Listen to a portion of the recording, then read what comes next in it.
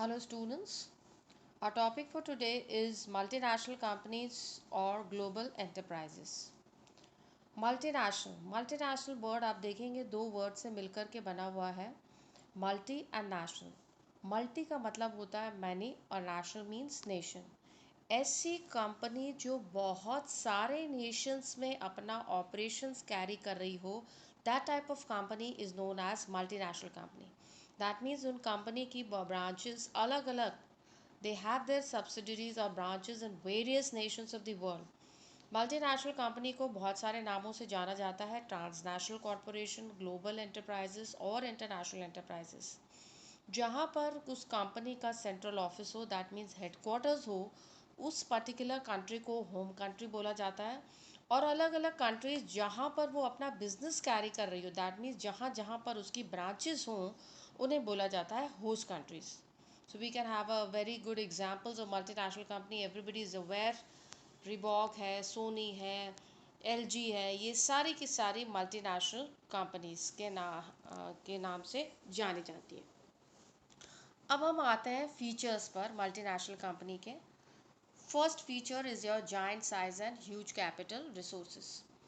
क्योंकि multinational company एक से ज़्यादा देश में अपना बिजनेस चला रही है, that means they have international operations, so definitely they are of giant sizes and huge capital resources. इनके पास खूब पैसा है, ये लार्ज स्केल पर प्रोडक्शन कर रहे हैं। इनके जो एसेट्स हैं, उनकी जो सेल्स हैं, उनका कंपैरिजन किसी भी छोटी मोटी कंपनी के साथ नहीं किया जा सकता। They are operating at a very vast scale, very large scale. इनके ऑपरेशंस बहुत ह्यूज साइज़ के हैं। इनका सेल्स टर्नओवर किसी भी डेवलपिंग कंट्री के कंपैरिजन करें ग्रॉस नेशनल प्रोडक्ट से, तो उनसे काफ़ी एक्सीड करता है। Second point is your centralized control. ये बोल रहा है कि जो भी डिसीजंस मल्टीनेशनल कंपनी के लिए जाएंगे, that will be taken centrally in the home country जहाँ पर उनका हेड क्वार्टर सिचुएटेड है। और होस्ट कंट्री में जो ब्रांचेस हैं, उनके इन डिसीजंस को ब्रांचेस को फॉलो करना पड़ेगा। जैसे कि मान लीजिए एग्जांपल के तौर पे हेडक्वार्टर्स ने डिसाइड किया कि कौन सा नया प्रोडक्ट लॉन्च करना चाहिए, कौन सा प्रोडक्ट जो पर्टिकुलरली के अदर ब्रांचेस में नहीं चल पा रहा है उसको रिमूव कर देना चाहिए, या क्या चेंजेस उनके आपके प्रोडक्ट डिज़ाइन में लाने चाहिए। Everything, all the decisions will be taken at the headquarters, that is centrally it will be taken at the home country, and other host countries have to follow the decisions taken at the home country. तीसरा point आता है आपका advanced technology. ये point बोलता है कि multinational company के पास क्योंकि खूब पैसा है, खूब खूब कैपिटल रिसोर्सेज है, तो उन रिसोर्सेज को यूज़ करके वो एडवांस टेक्नोलॉजी, सफोस्टिकेटेड टेक्नोलॉजी का फ़ायदा करके अपने प्रोडक्ट को लेटेस्ट टेक्निक से प्रोड्यूस कर सकती हैं, because they have to present their product as a world class product. तो वो बहुत सारी कैपिटल इंटेंसिव टेक्निक्स का एडवांटेज ले रही हैं, अपने फिक्स्ड एसेट्स में नई नई टेक्निक्स इंट्रोड्यूस कर रही हैं, नए आइडियाज़ के साथ, नए इनोवेटिव आइडियाज़ के साथ अपने प्रोडक्ट्स को all over the world present कर रही हैं। Number four point, expansion of market territory. Definitely, we read the definition of multinational means a company which is operating in various nations. क्योंकि company के पास खूब पैसा है, तो डेफिनेटली, और उनके पास उनकी मार्केटिंग स्किल भी एक्सेलेंट है, तो मल्टीनेशनल कंपनी इंटरनेशनल मार्केट्स में अपने आप प्रोडक्ट को सर्व कर रही है। वो अपने प्रोडक्ट को अलग अलग कंट्रीज़ में सेल कर पा रही हैं। दैट मीन्स उन्होंने अपनी अलग अलग ब्रांचेस, अपने अलग अलग ऑफिस अलग अलग कंट्रीज़ में खोल रखे हैं। It is operating through the network of branches in the host countries. Next point is your oligopolistic powers. ये ओलिगोपोली वर्ड आप इकोनॉमिक्स में पढ़ चुके हैं। ओलिगोपोली का मतलब होता है कि power in the hands of few companies. यहाँ पर बोला जा रहा है कि मल्टीनेशनल कंपनी क्योंकि बहुत जायंट स्केल पर, जायंट साइज़ की है, इनकी सेल्स टर्नओवर बहुत हाई है, इनके पास ह्यूज कैपिटल स्किल है, इनके पास हाई मार्केटिंग स्किल्स हैं, इसके कारण से वो एक बहुत डोमिनेंट पोजीशन मार्केट में होल्ड कर रही हैं। इनका, जैसे कि एग्जांपल के तौर पे, मतलब कि इन कंपनीज का कोई कॉम्पिटिटर ही नहीं पैदा हुआ है मार्केट में। और जो छोटी छोटी कंपनीज अगर कोई पर्टिकुलर फर्म उनके साथ compete करने की कोशिश भी करती हैं तो वो उन फर्म्स को टेक ओवर करके उनके पावर को अबॉलिश कर देती हैं। जैसे एग्जांपल के तौर पे आप देखिए, इंडिया में पेप्सी और कोका कोला आने से पहले बहुत सारी कोल्ड ड्रिंक्स थी, जैसे कि गोल्ड स्पॉट, लिम्का, मिरिंदा। इन ब्रांड्स की भी काफ़ी पॉपुलैरिटी थी। जब कोका कोला पेप्सी वालों को लगा कि इनसे compete करने की कोशिश कर रही हैं, तो कोका कोला पेप्सी ने इन ब्रांड्स को परचेज कर दिया and they merge these brands with their brand and ultimately they held the dominant position in the market. 6 point आता है आपका product innovation. That means multinational companies खूब रिसर्च एंड डेवलपमेंट पे अपना पैसा खर्च करते हैं ताकि एक रोज़ एक नए प्रोडक्ट के साथ एक नए प्रोडक्ट, एक अच्छी डिज़ाइन, एक अलग हटके प्रोडक्ट मार्केट में लॉन्च कर सकें और अपनी एक पोजीशन बना सकें।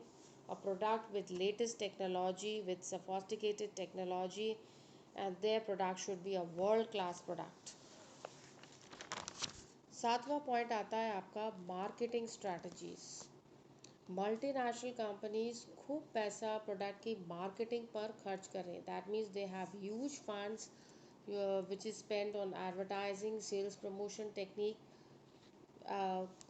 उनकी मार्केटिंग स्ट्रैटेजीज और फर्म्स की मार्केटिंग स्ट्रैटेजीज से कुछ अलग हटके होती है, क्योंकि हमें अपनी सेल्स को बढ़ाना है। शॉर्ट टाइम पीरियड में अपनी सेल्स को बढ़ाना है और अपनी मार्केटिंग पोजीशन जो है मार्केट में डोमिनेंट रखनी है। 8वां पॉइंट आता है foreign collaboration. That means joint venture. ये बोलता है कि बहुत सारी मल्टीनेशनल कंपनीज जो हैं they are trying to collaborate with various private and public sector companies of host countries, ताकि उनसे कोलैबोरेट करके वो जैसे अगर कोई बाहर की कंपनी इंडिया की कंपनी के साथ कोलैबोरेट करती है तो सस्ते दामों में गुड्स को प्रोड्यूस कर सकती है। और अगर उस पर्टिकुलर कंपनी के साथ की ब्रांड इमेज मार्केट में स्ट्रॉन्ग है तो उसका फ़ायदा लेकर के वो अपने प्रोडक्ट के पब्लिसिटी कर सकते हैं। टेक्नोलॉजी की सेल कर सकती है उस पर्टिकुलर कंपनी के साथ कोलैबोरेट करके फॉर द फाइनल प्रोडक्ट्स। अब नेक्स्ट पॉइंट आता है आपका कि क्या सेफगार्ड्स लेने चाहिए एक एमएनसी को, एक मल्टीनेशनल कंपनी को, अगर वो होस्ट कंट्री इंडिया में अगर अपना काम कर रही है। सबसे पहला पॉइंट बोलता है कि multinational company should be allowed to enter into high tech industries only. कहने का मतलब है कि मल्टीनेशनल कंपनीज को सिर्फ हाई टेक इंडस्ट्रीज में ही अलाउ करना चाहिए, जैसे कि टेलीकॉम, मोबाइल फ़ोन्स, पेट्रोकेमिकल्स।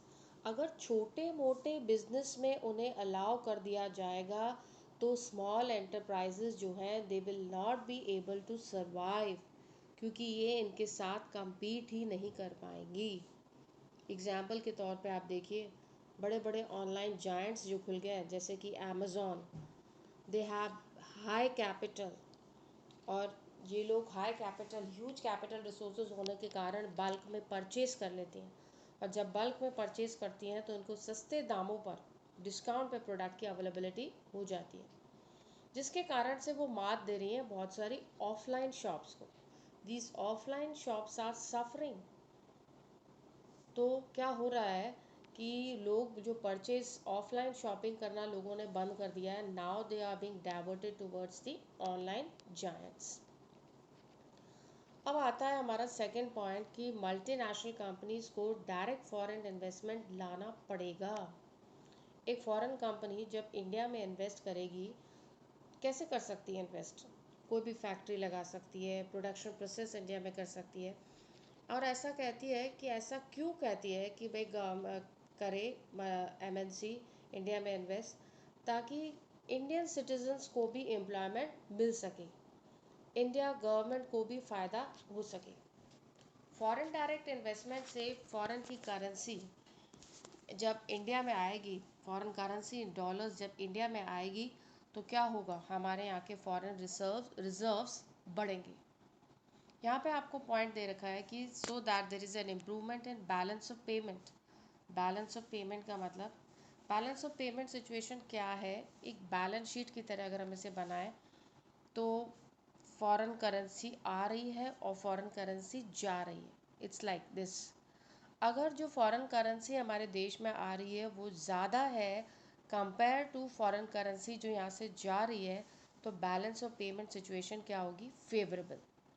ये सिचुएशन अनफेवरेबल तब होती है जब हमारे इम्पोर्ट्स ज़्यादा होते हैं एक्सपोर्ट से। That means our expenditure would be more than the income. इस केस में बैलेंस ऑफ पेमेंट सिचुएशन क्या होगी? अनफेवरेबल। तो कह रही है कि मल्टीनेशनल कंपनीज जो हैं अगर फॉरेन डायरेक्ट इन्वेस्टमेंट्स इंडिया में लाती हैं तो डेफिनेटली हमारी जो बैलेंस ऑफ पेमेंट सिचुएशन है वो पॉजिटिव हो सकती है। और आखिरी का पॉइंट आपका बोलता है कि मल्टीनेशनल कंपनीज जो हैं वो साइज़ में बहुत ह्यूज हैं, इनका हाई परचेजिंग पावर है, इनका हाई बार्गेनिंग पावर है। तो जब मैन्युफैक्चरर से ये सामान लेती है तो उन्हें काफ़ी कम दामों पर सामान मिल जाता है। ये इनका एक कॉम्पिटिटिव एडवांटेज है। पर इसका मतलब ये नहीं है कि ये स्मॉल एंटरप्राइजेस को किल करें। मल्टीनेशनल कंपनीज बहुत लार्ज स्केल पर ऑपरेट कर रही हैं, जबकि other enterprises they are operating on a very small scales, और इनके पास ये कॉम्पिटिटिव एडवांटेज नहीं है जो मल्टीनेशनल कंपनी इंजॉय कर रही हैं। तो मल्टीनेशनल कंपनीज जब इंडिया में अपना धावा बोलती हैं तो ये बोला जा रहा है कि इनको अलाउ नहीं करना चाहिए कि छोटे मोटे बिजनेसेस को किल करें। इनफैक्ट इन बिजनेसेस के साथ हेल्दी कंपटीशन करना चाहिए, ताकि ये छोटे मोटे डोमेस्टिक फर्म्स भी अपने प्रोडक्ट की क्वालिटी को इम्प्रूव करने का कोशिश करें। So that's all for today. If you have any queries, please comment.